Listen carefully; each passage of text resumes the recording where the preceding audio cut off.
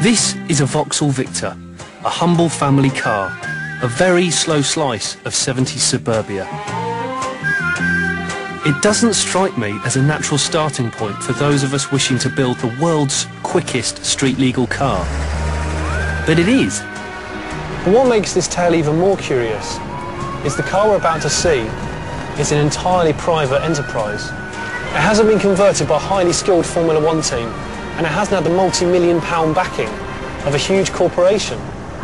It's been built by one man in a shed in a Wolverhampton housing estate.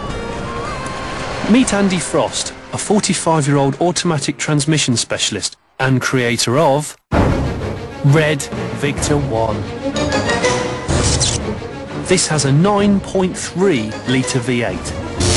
It's got 2,200 brake horsepower and does 0 to 60 in 1 second. That's 1 second. Still not impressed? Watch this. The McLaren F1 can do the quarter mile in 11.1 seconds. This does it in 7.8. A record. Wow, this is serious. So let's get one thing straight. Why a 1972 Vauxhall Victor, which, let's face it, is about as aerodynamic as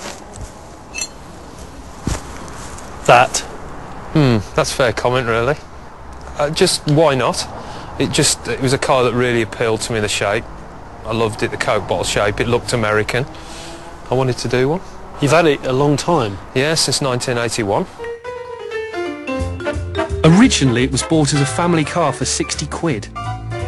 After respraying it, Andy then swapped the 4-cylinder engine for a 6-cylinder, then for a Rover V8, then for a Chevy V8, then fitted nitrous, and 2 turbos.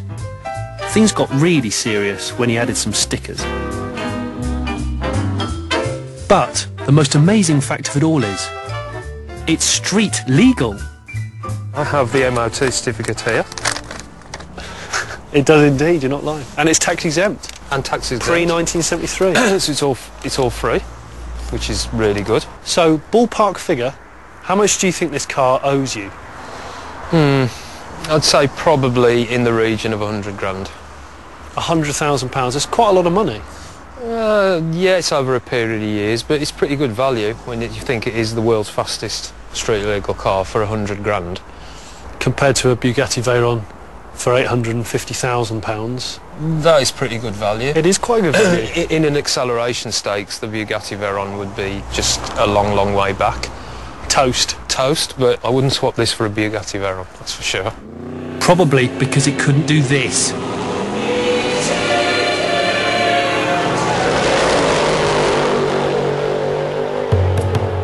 So what makes it so fast? Well, a beautifully crafted engine with 2 enormous turbos certainly help.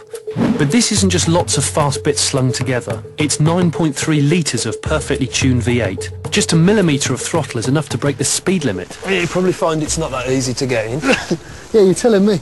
Luxury's not its fine point. No. If Satan was a car, this would be Satan.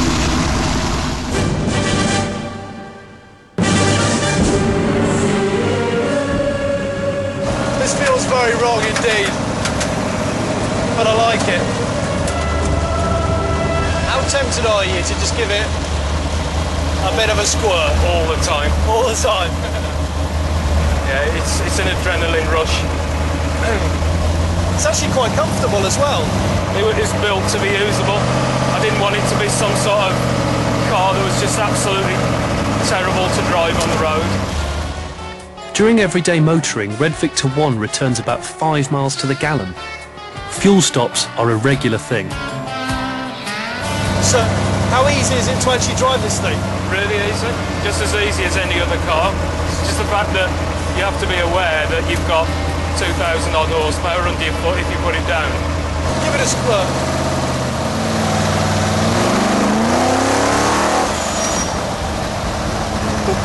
That is naughty. Just driving this car on the road just feels completely perverse. It must be quite a strange feeling driving along on the road knowing that there is not one car that can beat us. Yeah, it is. all this fun comes at a cost. After every use, Andy likes to spend a couple of hours inspecting the engine. And of course, running an expensive project like this means Andy's family have had to make a lot of sacrifices. Although one family member doesn't worry. Being collected from school in the world's quickest road car, how cool a dad is that? The Black Country doesn't have that much to celebrate, but I'd suggest this homemade, world-beating car is Wolverhampton's Sistine Chapel. I guess I'll walk then.